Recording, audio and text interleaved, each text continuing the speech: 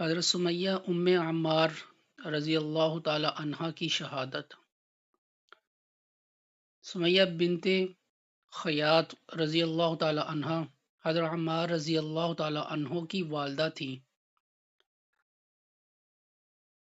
یہ بھی اپنے لڑکے حضرت عمار رضی اللہ تعالی عنہ اور اپنے خاوند یاسر رضی اللہ تعالی عنہ کی طرح اسلام کی خاطر قسم قسم کی تکلیفیں اور مشقتیں برداشت کرتی تھیں، مگر اسلام کی سچی محبت جو دل میں گھر کر چکی تھی، اس میں ذرا بھی فرق نہ آتا تھا۔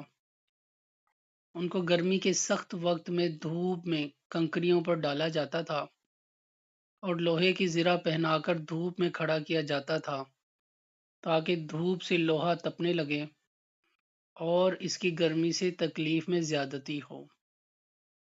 حضور اقدس صلی اللہ علیہ وسلم کا ادھر سے گزر ہوتا تو صبر کی تلقین فرماتے اور جنت کا وعدہ فرماتے۔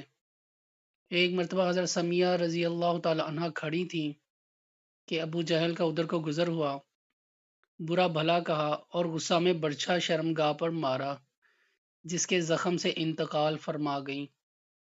اسلام کی خاطر سب سے پہلی شہادت انہی کی ہوئی۔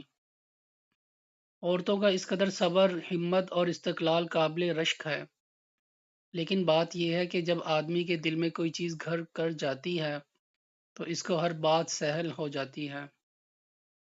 اب بھی عشق کے بیسیوں قصے اس قسم کے سننے میں آتے ہیں کہ جان دے دی، مگر یہی جان دینا اگر اللہ کے راستے میں ہو، دین کی خاطر ہو، تو دوسری زندگی میں جو مرنے کے ساتھ ہی شروع ہو جاتی ہے سرخ روئی کا سبب ہو، اور اگر کسی دنیاوی غرض سے ہو تو دنیا تو گئی ہی تھی، آخرت بھی برباد ہوئی۔